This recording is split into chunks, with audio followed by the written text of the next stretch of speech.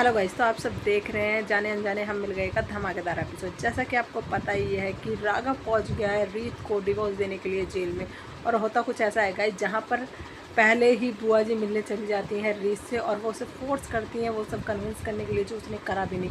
और जब वो ज़्यादा ही उसे गुस्सा दिलाती है तो रीत बोलने लगती है कि बुआ जी अब क्या चाहती हो, कि मैं ये कन्फेंस कर लूँ कि मैंने ही आपको झूठी चाल में फंसाया है या फिर वो रिकॉर्डिंग के साथ छेड़छाड़ मैंने करी है।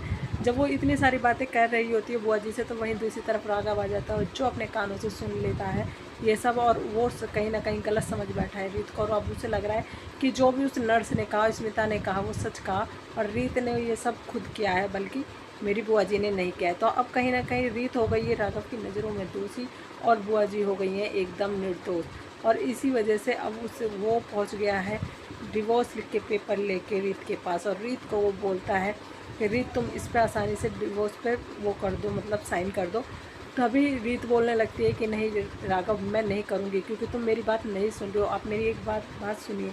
तब भी राघव मना कर देता है कि नहीं, मेरी अब आंखें खुल चुकी हैं और मैंने जिस बुआ जी पे शक किया वो बुआ जी ने तो कुछ किया ही नहीं, बल्कि किया तुमने अपने आप को सही दिखाने के लिए मेरी बुआ जी को गलत ठहराया। तो वहीं रीत कितना समझाने की कोशिश कर रही है राघव को, पर राघव रीत की एक बात नहीं सुनता और उससे ज़बरदस्ती बोलता है कि साइन कर दो। और वहीं रीत हमारी मना कर देगी साइन करने से, और वो साफ साफ इनकार कर देगी कि राघव, मैं नहीं चाहती कि तुम्हें इस चीज़ का गिल्ट हो कि तुमने ये सब जो मेरे साथ अब कर रहे हो वो क्यों किया। तो इसी वजह से मैं तुम्हें डिवोर्स नहीं दूंगी और ये मेरा फैसला है और तुम मेरे फैसले में कुछ नहीं कह सकते। तुम्हें देना है तुम दो, पर मैं नहीं दूंगी तुम्हें डिवोर्स। तो इतना कहने के बाद राघव जो है वहाँ से चला गया गुस्से में, और वो बोल रहा है कि तुम्हें रीत चौधरी अब मेरा पता नहीं है कि जब मैं जितना बेइंतहा प्यार भी कर सकता हूँ ना, तो तुमने अभी तक मेरी नफरत नहीं देखी, तो तुम अब आगे देखना कि मेरी नफरत तुम्हारे लिए किस हद तक जाएगी। दूसरी तरफ आपको एक और धमाकेदार ट्विस्ट देखने के लिए मिलेगा गाइस, जहां पर रीत के घर को बेचने की बात चल रही है। हाँ गाइस, हाँ आप सही सुन रहे हैं, होता कुछ ऐसा है कि उस रीत के घर की अब होने वाली है नीलामी। क्योंकि कहीं ना कहीं ये जो रीत के घर की नीलामी है उसमें कहीं ना कहीं राघव और राघव की बुआ जी का हाथ शामिल है। और जब रीत को ये सारी बातें पता पड़ती हैं तो अब वो चाह रही है कि वो किसी भी तरीके से अपने पापा की जो अमानत है उनका घर, वो उस घर को रोक सके। तो वो कहीं ना कहीं अब जेल में से कोशिश करती है वो किसी तरीके से मदद लेके किसी की वहाँ से